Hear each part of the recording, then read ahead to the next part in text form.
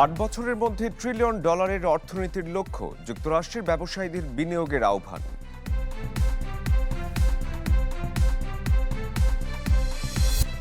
ফের গ্যাসের জন্য হাহাকার, বন্ধ বেশিরভাগ ফিলিং স্টেশন, জ্বালানিতে স্বাবলম্বী হতে লাগবে কয়েক বছর।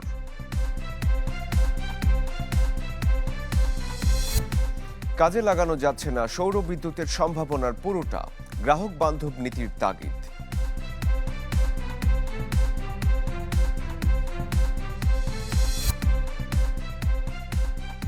আপনাদের সবাইকে আমন্ত্রণ জানাচ্ছি মার্কেন্টাইল ব্যাংক পিএলসি বিজনেস 24-এ। পুরো আয়োজন জুড়ে আমি শরীফুল হক সাথে আছি।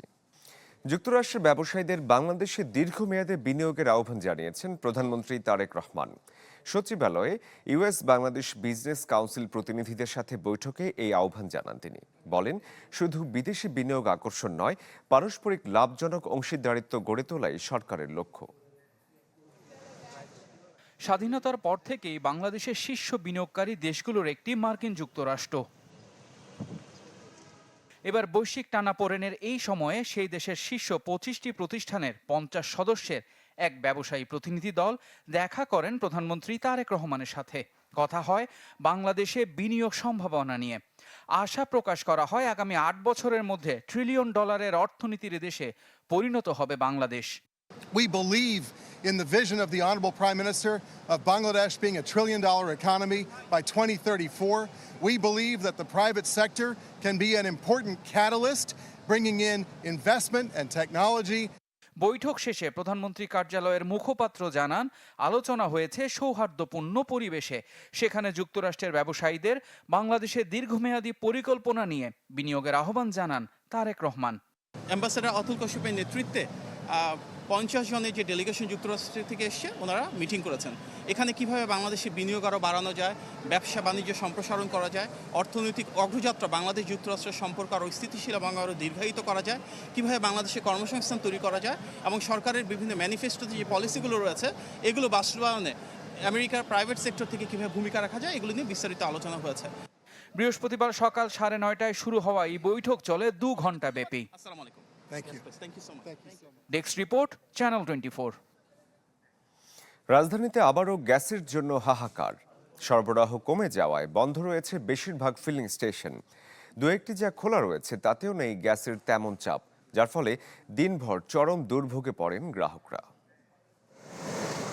গেল 21 জুলাই মহেশখালীতে এলএনজি টার্মিনাল আগুনে ক্ষতিগ্রস্ত হওয়ার পর সারা দেশে তীব্র হয় গ্যাস সংকট। এরপর সাময়িকভাবে কিছুটা উন্নতি হলেও সোমবার সন্ধ্যা থেকে আবারও জটিল হতে শুরু করে পরিস্থিতি, যার ফল ফিলিং স্টেশনে গাড়ির এই দীর্ঘ লাইন। ঘন্টার পর ঘন্টা দাঁড়িয়েও মিলছে না কাঙ্ক্ষিত গ্যাস। এতে ক্ষুব্ধ যানবাহন চালকরা আর ক্ষতির মুখে পাম্প মালিকরা। এই ঘন্টায় ঘন্টা সাইকেল 40 টাকা গ্যাস পাইছে, আমরা ভাড়া মারবো না মালিকের দেবো, কেমনে চলবো করে? 4 ঘন্টা যে আমার টাইম ওয়েস্ট হয়েছে, এখন আমি যা গ্যাস পাবো সর্বোচ্চ 30 কিলোমিটার গাড়ি চালাইতে পারবো। রাত 12টা থেকে দিনে 11টা বাজে আমি তো গ্যাস পাই নাই, না আছে না আছে খাওয়া। আমরা কি এইভাবেই পৌঁছে গেছি গা? আমাদের কি কোনো সমাধান নাই? এই গ্যাসেরও দাম বাড়ানোর লেগে যেরকম করতেছে, বড় বড় শয়তান যেগুলো আছে এগুলোর ধরুক, এটা সাসপেন্ড করুক, এগুলোর বাজেয়াপ্ত করুক সম্পদ, সব ঠিক হয়ে যাব। চলমান গ্যাস সংকটে কমেছে বিদ্যুৎ উৎপাদনও। সপ্তাহখানিক ধরে প্রতিদিন লোডশেডিং ছাড়িয়ে যাচ্ছে 3000 মেগাওয়াট। তীব্র গরমে বিদ্যুৎ বিভ্রাটে পোহাতে হচ্ছে চরম ভোগান্তি। কবে নাগাদ গ্যাস উৎপাদন স্বাভাবিক হবে এর নির্দিষ্ট কোনো দিনক্ষণ জানাতে পারেনি সরকার, তবে বলা হয়েছে অব্যাহত আছে নিরলস চেষ্টা। সাজ্জাদুল হক, চ্যানেল 24, ঢাকা। স্বল্প মেয়াদে বিদ্যুৎ জ্বালানির সংকটের সমাধান নেই।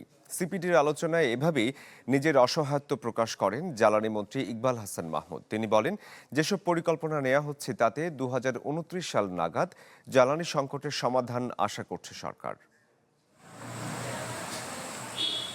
দেশজুড়ে হঠাৎ বেড়েছে লোডশেডিং। পরিস্থিতি নিয়ন্ত্রণে বিভিন্ন উদ্যোগ নিচ্ছে সরকার।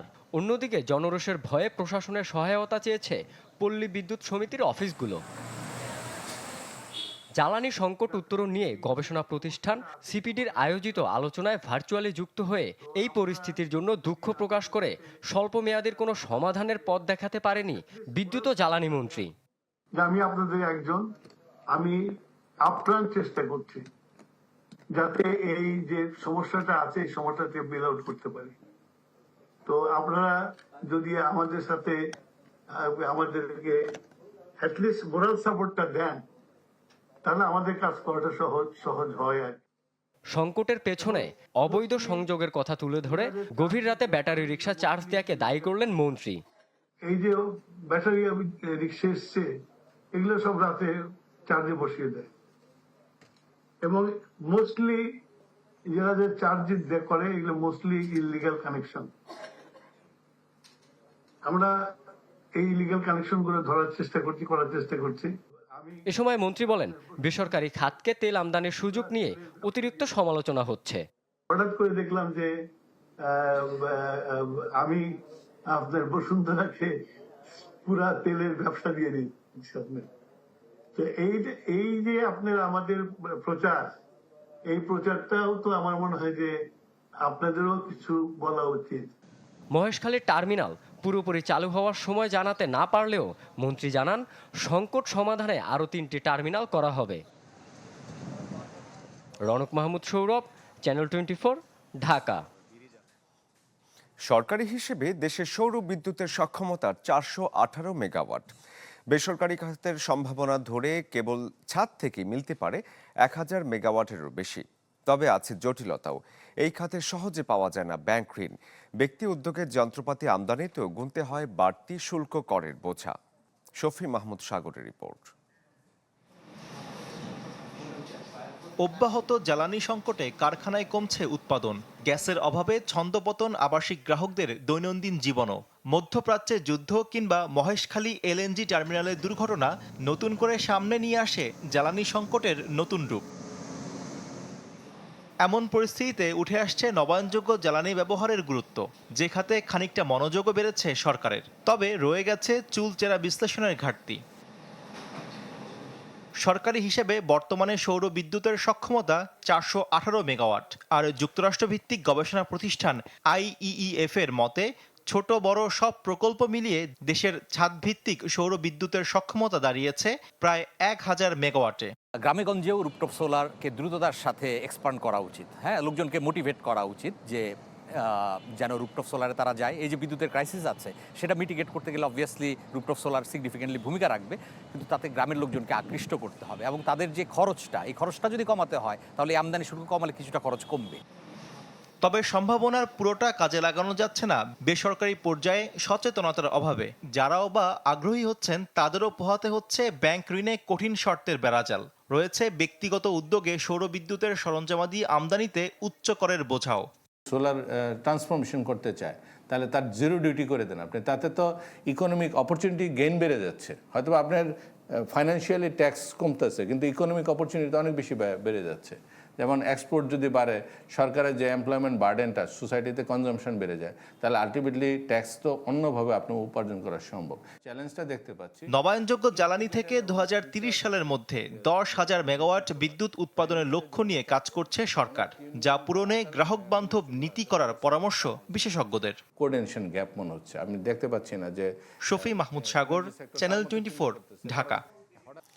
চট্টগ্রামে অগ্রণী ব্যাংকের লাল দিঘি শাখা থেকে 4 কোটি টাকা উধাও। এই ঘটনায় আটক হয়েছে ক্যাশ ইনচার্জ কামরুল হোসেন সহ 2 জন। মামলা হয়েছে কোতোয়ালি থানায়। পুলিশ জানায় এই ঘটনায় আর কেউ জড়িত কিনা তা খতিয়ে দেখা হচ্ছে। চেষ্টা চলছে টাকা উদ্ধারের। চট্টগ্রামে অগ্রণী ব্যাংকের লালদিঘি শাখার ভল্ট থেকে বিপুল অর্থ লোপাটের ঘটনাটি ঘটে গেল 9 আগস্ট। তবে কর্তৃপক্ষের লুকোচুরির কারণে সেটি জানাজানি হয় বৃহস্পতিবার। জানা গেছে ভল্টে রাখা টাকার সাথে নগদ হিসাবের তথ্যে গরমিলের পরই ধরা পড়ে লোপাটের বিষয়টি। এতে দেখা যায় ক্যাশ ইনচার্জ কামরুল হোসেন 1000 টাকার বান্ডিলের ভেতরে নোট কম রেখে হাতিয়ে নেন 4 কোটি 38 লাখ টাকা। তার সাথে জড়িত জাফরুল্লাহ তানভীর নামে এক গ্রাহক। পরে দুজনকে পুলিশের হাতে তুলে দেয় কর্তৃপক্ষ। আমি আপনাকে বলি, যেমন মনে করেন আমাকে চাবি দিল, আমি টাকাটা দিয়ে দিলাম, তাহলে আমি দিয়ে দিলে দিন শেষে আমি বেঁচে যাবো। ও তো এটা কীভাবে করছে সেটা ও নিজেই ভালো জানবে, এটা তো আমি বলতে পারবো না ভাই। ব্যাংক হচ্ছে যে মানুষ সেখানে টাকা জমা রাখে একটা বিশ্বাসের রাস্তা, ঠিক আছে? এখন আপনি যদি রক্ষক হয়ে যদি বক্ষক হয়ে যান সেটা তো আর কিছু করার নাই। এরপরে এটা দিন শেষে যখন ক্যাশ মিলাতে যাবে তখন ধরা পড়বে, ধরা পড়ার পরে ওরকে তো আর বের হইতে দেয় নাই। ওরা তো বের হইতে দেয় না, ঠিক আছে। এখন আপনাকে যদি টাকা নিয়ে যদি কোথায় বাইরে রেখে আসেন, আপনাকে সারাদিন মেরে ফেললেও তো টাকা পাওয়া যাবে না, তো আইন এসবদ্ধ করা হয়েছে। এই ঘটনায় মামলা করেছেন ব্যাংকের মহাব্যবস্থাপক মোস্তাক আহমেদ। পুলিশ বলছে আটক দুজন ছাড়া আর কেউ জড়িত কিনা তা খতিয়ে দেখা হচ্ছে। চেষ্টা চলছে টাকা উদ্ধারের। মামলা হয়েছে ব্যাংকের একজন কর্মকর্তা সহ ওরা দুইজন আটক আছে। এই বিষয়টি বিস্তারিতভাবে আমরা খতিয়ে দেখছি এবং মামলা আসামিদেরকে গ্রেপ্তারকৃত আসামিদেরকে আদালতে সোপর্দ করা এবং প্রাপ্তকৃত টাকা এগুলো উদ্ধারের জন্য তৎপরতা চলছে। অগ্রণী ব্যাংকের এই শাখা থেকে অন্যান্য শাখায় নিয়মিত টাকা পাঠানো হয়। তথ্য মিলেছে লোপাট করা টাকায় কামরুল ও তানভীর এরই মধ্যে কিনেছেন গরুর খামার। ইবেন মীর, চ্যানেল 24, চট্টগ্রাম।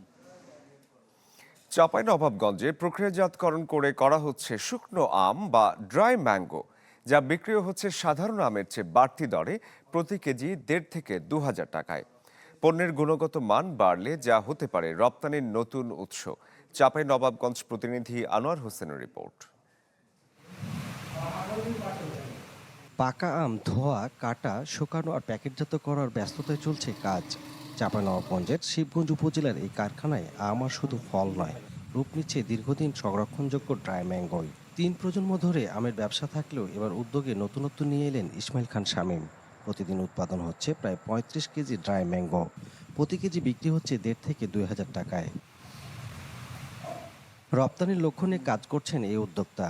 জানান সহজ শর্তের ঋণ, আন্তর্জাতিক মানের প্যাকেজিং, খাদ্য নিরাপত্তা সনদ, কোল্ড স্টোরেজ এবং রপ্তানি বান্ধব নীতিগত সহায়তা পেলে আগ্রহী হবে অনেকেই। আমাদের দেশে প্রচুর পরিমাণে আমের উৎপাদন হচ্ছে। যতদিন আমরা বহুবিধি ব্যবহার না বাড়াতে যদি আমরা পারি, তাহলে আমাদের আমের ন্যায্য মূল্য নিশ্চিত হবে না। স্থানীয়রা বলছেন এই পদ্ধতিতে এখন সাধারণ আম পরিণত হচ্ছে উচ্চ মূল্যের প্রক্রিয়াজাত পণ্যে। তৈরি হচ্ছে নতুন কর্মসংস্থান। এটা যদি উনি সাকসেস হয়, সত্যিকার অর্থে দেশের অর্থনীতিতে এটা একটা বড় ভূমিকা পালন করবে। এটা যদি অ্যাভেলেবল করা যায় তাহলে অবশ্যই আমাদের দেশের কৃষক বাঁচবে এবং কৃষক বাঁচলে আমাদের দেশ বাঁচবে। নতুন উদ্যোক্তা তৈরিতে প্রয়োজনীয় কারিগরি সহযোগিতা ও পরামর্শ অব্যাহত রয়েছে বলে জানান কৃষি বিভাগের এই কর্মকর্তা। আমরা কৃষি সম্প্রসারণ অধিদপ্তরের পক্ষ থেকে যারা উদ্যোক্তা তৈরি হয়েছে আম প্রসেসিংয়ের উপরে তাদেরকে সহযোগিতা করে যাচ্ছি এবং তারা তাদের মেধাশ্রম খাটিয়ে এটাকে একটি শিল্পে পরিণত করেছে। ব্যবসায়ীরা বলছেন প্রয়োজনীয় উদ্যোগ নিলে এই খাত হতে পারে রপ্তানির নতুন উৎস। আনোয়ার হোসেন, চ্যানেল 24, চাঁপাইনবাবগঞ্জ।